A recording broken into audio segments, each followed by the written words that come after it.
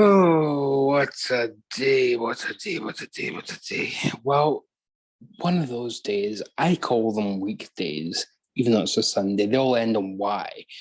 Everything fucks up. From bean to cup, it's fucked up. One of those days. But Celtic won 1-0, so, there is that. You don't want to hear my woes, though. Folks, we're going to have a look at two Blaxploitation films, because that's what I said we'd do. Unfortunately, I lied to you, but I didn't realize I was lying to you about one of them. The first one is Devil's Express. Devil's Express is the most mental, insane, bizarre, what the fuckery I've seen in my life until I saw this. But this, believe me, is completely out there. Right. So, first of all, your main actor is called Warhawk Tanzania. Warhawk Tanzania. He plays Luke. And Luke and his little friend, fake Martin Scorsese, they are the greatest martial artists in the world. They're absolutely terrible. Absolutely terrible. But in the fiction of the film, they're the best. They're the absolute peak of martial artists. Nobody better. And so to prove that, they complete the training by making a pilgrimage to China, even though they hate Chinese people and they've got constant beefs with Chinese people throughout this film. So they go to China and there's a medallion there that's been left by monks 200 years ago. The monks defeated a demon 2,000 years ago, and the cover says 50,000 years ago. So time doesn't really exist in this universe. So Warhawk Tanzania and Martin Scorsese returned to America with the medallion, but that's not all they've brought with them, for they have brought evil. Evil in the form of, I hope this shows up. This did. Right, okay. It's going to blur a bit. What they've done here to show a zombie is got an Asian man to close his eyes and then just painted his eyelids bright white with big black dots for eyeballs, which makes him look like he's just wearing two halves of ping pong. Yeah. So once the medallion, which is kind of there, is found by Martin Scorsese's shitty doppelganger and brought back to America, the troubles all come with them. That is basically the plot, basically.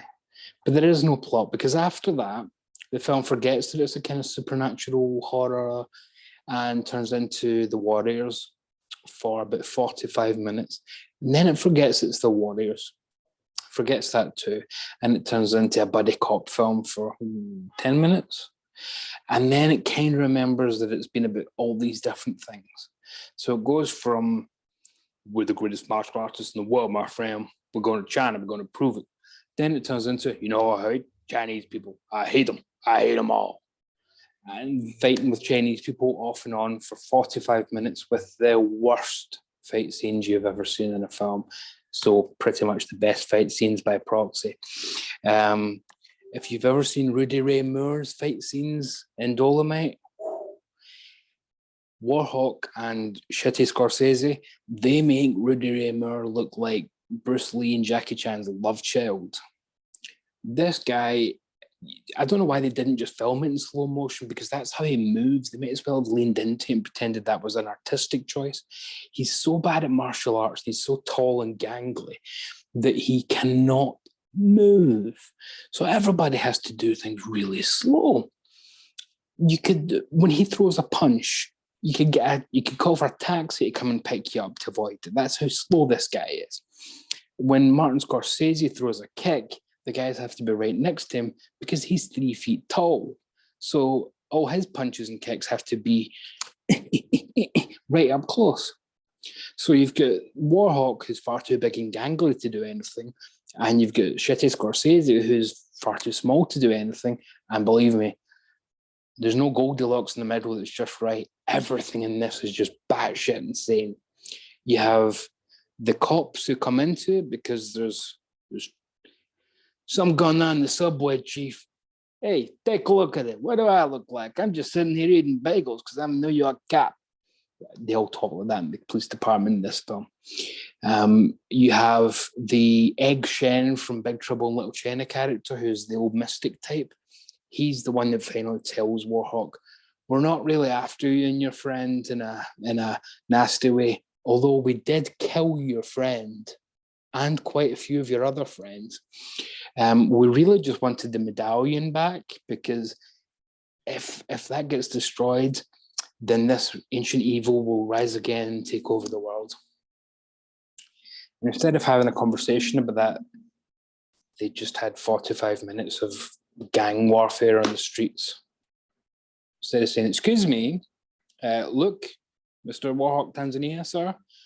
I mean, he even runs a kung fu class, so they could just book classes and make the appointment and then have a conversation with him.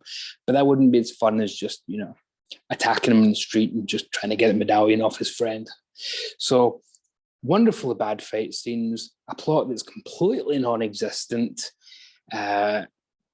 possibly the most New York cops in any film ever. It really is the French Connection for 10 minutes. But, made by complete fucking idiots. The guys who made this would go on to wonderfully do Police Academy, the TV series, remember that? And Highlander, the TV series. So it takes from this the buddy cop aspect that I mentioned and the mystic, old, ancient stuff of the 50,000. It takes all that kind of thing. And that's what their careers ended up being, Police Academy and Highlander. So this is almost like the origin story of some real hack frauds called Barry Rosen and David Durston. This is an atrocious film. It is awful. He's a terrible actor, but he's next to Martin Scorsese's doppelganger. So he looks like an Oscar winner in comparison. He's got my favourite line in the movie, old Warhawk, where he says, everything you're saying about this ancient evil is fantastical. But yet somehow, in my heart, I know it's true. That was his Oscar moment, Whereas Scorsese, he doesn't just do a kind of William Shatner weird speech cadence or Adam West. He does this thing where he just stops in the middle of sentences and looks around. And I'm 99% sure he couldn't remember a single line. And he had little bits of his lines stapled all over the place and taped onto the walls. So he could just go and look over there and figure out what his next line was going to be. It's a performance in a film, wonderfully restored in 2K. So unfortunately, there won't be a 4K version of this, and the world is missing out, because in terms of this being a good, bad movie, it's right up there, believe me. It is brilliantly bad. It has all the atrocious acting, the abysmal soundtrack, the terrible fight scenes. Again, Rudy Ray Moore would have mocked this film. It's got everything you possibly want from a good, bad movie. A Friday night good, bad movie. So I thought, yeah, I'm glad I can recommend this. Thanks to my buddies Chris and Craig and Jamie and Pete, who recommended it on the Monsters Den when we did an episode a few months ago on Sea Tranquility. So thanks to them. So I thought I'll pair it, because I promised my viewers that I'd pair it with another film, do a Blaxploitation double bill. Okay, here we go. So then I watched Lialeh. Lialeh is a hardcore porn film. So when I thought things couldn't get stranger than this, this is a secret hardcore porn film. Nowhere on the box does it allude to the fact that it's a hardcore porn film. In fact, the back describes it as an entertaining movie with a shock ending that will make you laugh and a soundtrack worth the price of admission. The soundtrack is the reason I picked it up. I knew that Bernard Purdie, legendary session musician, had done the soundtrack. So I thought, now what films have had legendary musicians doing soundtracks in the Blaxploitation genre? You've got Isaac Hayes and Shaft, Bobby Womack in Across 110th Street, of course, Curtis Mayfield, excuse me, could be a Mayfield and Superfly. So Bernard Purdie, let's see what he can do. Too often the session man and never the star. So the bridesmaid's getting the chance to walk up the aisle. Let's see what kind of film he puts his name to. It looks like a kind of pimp thing, doesn't it? There's something going on here.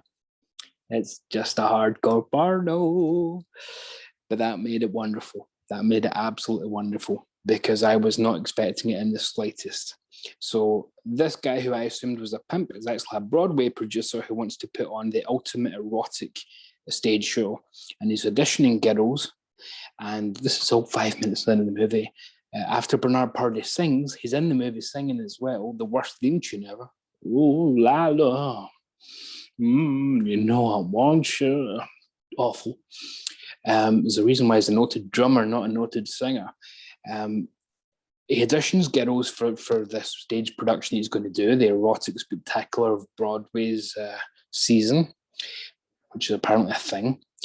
And the first girl who auditions, Lialeh, isn't very good. And he says, what else can you do, bitch?